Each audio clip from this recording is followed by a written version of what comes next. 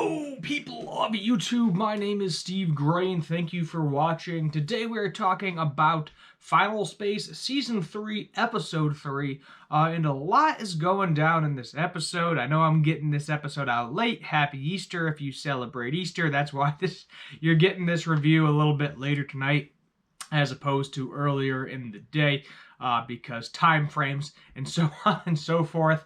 But let's just get right into it. So we learn that Lord Commander is, well, we already kind of knew he wasn't dead, but we learn that the reason he's not dead is because Invictus transported him into final space, has the ability to heal him completely, so he is better than ever, more powerful than ever by the seams of it, and he wants to get free, or she. We don't know what Invictus is, probably genderless, most likely being a Titan.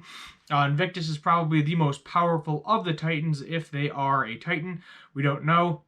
They are trapped in some sort of giant kind of energy field thing, so Invictus is definitely a physical being, but we don't know what they look like yet at this point in time.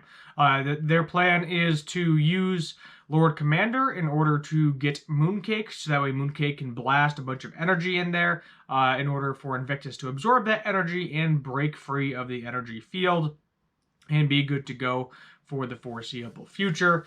Problem solved, bada bing, bada boom. And then Lord Commander is also, as he has everyone trapped, as we learned from last episode, he is forcing Avocato to tell his kind of backstory to Little Cato, and then we get kind of some terrible information, but very interesting at the same time. So let's just kind of dive into that part of the episode as well. So we learned that Avocato did have a son, but massive spoiler alert, Little Cato is not his biological son. So the Lord Commander promised a world where there would never be death again, there would never be fighting again, and Avocato fell for it, joined Lord Commander, and Lord Commander's conditions was that he wanted the royal family dead. He wanted to rule Ventrexia, which is their home planet, and he wanted to be, obviously, the ruler of that planet, which he did end up becoming. So he had Avocato basically kill the king and queen. Little to Avocato's knowledge, they had a son. Lord Commander previously asked him if he had a son. At one point he had a son, but I think his actual biological son at some point died, probably fighting. He even mentioned that at some point in time he doesn't even know what he's fighting for anymore. They've been fighting this 1,000-year war. He doesn't know for what. The only reason he keeps doing it is because he's good at killing and it's what he knows, so he just keeps doing what he knows. And that's kind of sad, but that's the truth at the same time. It is what it is. So somehow Little Cato ends up surviving the crash, and he tells, Lord Commander, no, this is my son, and Lord Commander's like, this is going to come back to bite you one day, because he knows that it's not his biological son, but Little Cato doesn't figure this out yet, so Little Cato is not told this yet. He may get told it next episode when they all go to Invictus, because Invictus is probably going to, go into their mind, tell each other's deepest, darkest secrets, and they're going to, be against each other. At least that's Lord Commander's plan. He's annoyed because they all don't actually know where Mooncake is at this point in time, although Mooncake is going to get hand-delivered to him on a platter because Gary and Quinn are tracking them. So let's go on to Gary and Quinn's part of it, the episode. They are just kind of looking for Mooncake. They're kind of having awkwardness in the relationship a little bit, and Quinn wants to sleep in separate rooms, which makes it even more awkward.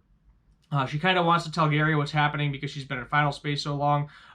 We got to see her in basically a tank top to see how bad that damage actually is. It's going up her arm, onto her side. Hasn't hit her face yet, possibly her neck a little bit as well. And then Biscuit shows up out of nowhere, as you saw from the thumbnail. Biscuit's the little tiger cat guy, cute little guy. He is just kind of one of those people that doesn't know anything about anything. He was like, oh, how's it feel to not have a physical relationship? Hand-holding and hugs and fist-bumping. And I was like, oh, he doesn't know. Poor sheltered little Biscuits. But that's okay. He's cute, so we can forgive him. I think he's going to hopefully he doesn't turn into a Jar Jar Binks. I got a little bit of that vibe from him, but we'll just have to wait and see how that whole situation pans out. Then they kind of reconcile, and I think Quinn is almost ready to tell that to Gary, and Gary's like, yeah, I worry about stuff all the time too, but we'll get there when we get there. And then Quinn's like, what if one of us doesn't exist? He was like, look, I just did all this stuff to save you, got to this point so we can be in a relationship again. And you're kind of freaking me out, kind of bumming me out a little bit, but I think they're good now. I think they're both solid. They are good to go, and their relationship should be a little bit stronger now, which is a good thing, hopefully. And then moving on to what else is happening in the episode, we have Mooncake and Orescus. Bolo fighting Orescus, because that's we learned that somehow Bolo is jealous of Orescus because he took his girlfriend from him or something. So even Titans have earthly problems, I guess is the best way to describe that. And they end up both killing Orescus. In Bolo's rage, he didn't realize that Gary was still alive. Gary does come meet Mooncake at the end of the episode. And Mooncake is like really surprised, and he's like, Gary. He actually is almost able to say Gary. Can't fully say it yet, but he's close. Instead of just Chookity. Gary also makes some interesting noises, and I believe whoever voices Gary also voices Mooncake, so you could actually hear that in the voice acting, which I thought was kind of interesting when he was just talking to Quinn and kind of having a little awkward moment, and she was laughing. One part that kind of slowed the episode down again, as it has before, is the cookie comedy thing, where it's like, all right, we get it. Like, hopefully that's just like a one episode a season thing. He was trying to get into the cookie machine, could not get into it, shooting at it, blasting it, and then it's just taunting him because the cookie machine is actually like a living, walking robot, and I thought it was a little funny, but it definitely slowed down the episode there for a minute or two. It kind of felt a little forced in the episode. Other than that, I didn't really have any problems with the episode overall. Gary, at one point, mentions he never wants to see Bolo again, and then he was like, all right, we just got to cool off for a minute. We both got heated in the moment. We're good. Let's just cool off. We're going to go rescue everybody else. You go do your thing. So on and so forth. They're both going to end up going towards Invictus because that's where Lord Commander has everybody captured right now. So they're both going to end up in the same spot. Bolo did get stabbed by Orescus in the episode, and it looks like it was possibly poison. And Bolo was like, oh crap, I only have so much time left. So Bolo is just going to be out there trying to, kill as many Titans as he can before he inevitably gets to Invictus and hopefully ends up killing Invictus as well. We'll just have to wait and see how that whole situation pans out in the foreseeable future. Rating-wise, I think we're going to give this one probably a 7 out of 10. I didn't give it a higher rating because, we got a lot of different things going on, a decent amount of action in here as well. The Orescus thing, because Orescus was like a huge thing with Cheryl, saying, oh, I can give you what you want. And that just kind of ended really quickly. We didn't really get any more back information with Cheryl and Orescus, but Orescus is dead, so I guess it doesn't really matter. Mooncake literally blew off his head, so it's kind of cool how Mooncake has the ability to kill Titans at this point in time, but I feel like we should have got a little bit more information with Orescus because he definitely seemed like he was like the other important Titan. Like the only real Titans that we actually knew their names was Bolo and Orescus, and we don't really fully know what Invictus is. There's some sort of, I'm guessing, possible Titan. We don't really fully know. Maybe some other kind of being. The Arachnoids, Bolo even mentioned, he was like, look, you just traded one master for another. Then Orescus is like, you really don't get it, do you? And I don't know if Invictus's plan is to like wipe all life out so that way everything is peaceful again. It kind of seems like it. That's kind of what the vibe I'm getting from Orescus is, not Orescus, Invictus, is that they just want to like absorb life everywhere they go and become more and more and more powerful and like wipe out the entire universe or something. So yeah, very, very bad thing. Very, very bad thing, person, whatever you want to call, whatever Invictus is. We don't really know. Yeah, we'll just have to wait and see how that happens. It's possible that Bolo is going to have to kill his girlfriend, because I'm guessing his girlfriend is also a Titan. So she may show up next episode, episode 4. Who knows? We'll just have to wait and find out. I think what's going to happen next episode is Little Kato is probably going to find out that he is like the king of Ventrexia, that Avocato is the one that killed his parents. And they may have some sort of battle, possibly to the death. We don't really know.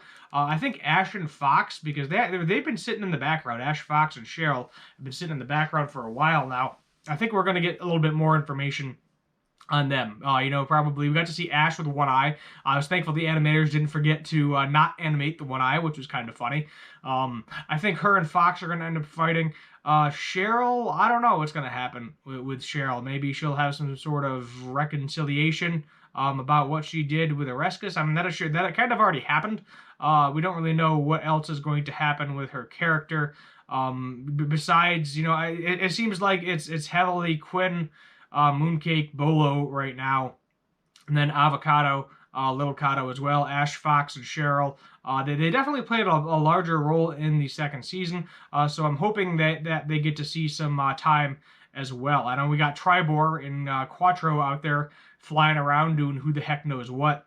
And we got to rescue them too at some point. So they'll probably be the last on the list, and/or they'll just show up at the last minute, as Tribor likes to do, and get saved and get out of final space. Because I think that's where we're ultimately going to end up going, is getting out of final space and possibly defeating Invictus. I believe we only have 10 episodes this season, so with 7 episodes left, I mean, there's only so much you can cram in.